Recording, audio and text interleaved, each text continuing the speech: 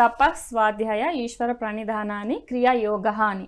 ఏ మనిషి అయినా మొట్టమొదటిసారిగా కానీ ఫస్ట్ చేయాల్సింది ధ్యానిగా తపస్సు చేయాలి.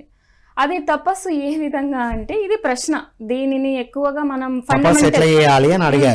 సో ఫండమెంటల్ ట్రూత్ ఏంటి అంటే, ఫస్ట్ ప్రిన్సిపల్ తపస్సు అంటే శరీరానికి చేయాలి, నీ ఆలోచనలకి కూడా నువ్వు చేయాలి.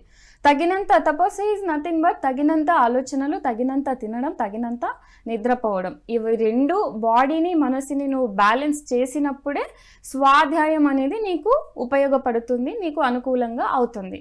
స్వాధ్యాయం చేసిన తర్వాత చివరిది అద్భుతమైనది, అది ఏంటి అంటే ప్రతి దాంట్లోనూ దైవత్వాన్ని నువ్వు చూడు. అంటే అది చెట్టు కావచ్చు, ఒక వస్తువు కావచ్చు, ఒక ప్రాంతం కావచ్చు, ఒక మనిషి కావచ్చు. ఈశ్వర ప్రణిధానం అంటే ప్రతి దాంట్లోనూ ఈశ్వరుని చూడు. Ishwar is nothing but everything. నువ్వు ఏదైనా సరే, నువ్వు నేను ఒకటే. ఏమంటే మనం అలా భావిస్తున్నాం నువ్వు నేను వేరు అని. సో ఆత్మ రూపంలో ప్రతిదాన్ని చూడు అనేది అలా తపస్సు చేశాను.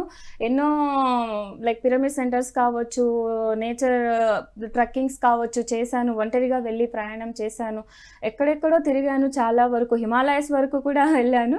తర్వాత స్వాధ్యాయం అనేది చేశాను, పత్రిజీ సమాధానాలు బుక్ తీసుకొని. మరి ఇంకా ఎన్నో బుక్స్ తర్వాత చదివాను. ఓకే, ఇంకా మాస్టర్స్ని కలవచ్చా, మరి ఇంకా ఎవరున్నారు గురువులు, నాకు హైదరాబాద్ నియర్ బై ఎంతమంది ఉన్నారు, కలుద్దాం అని అలా కలిశాను.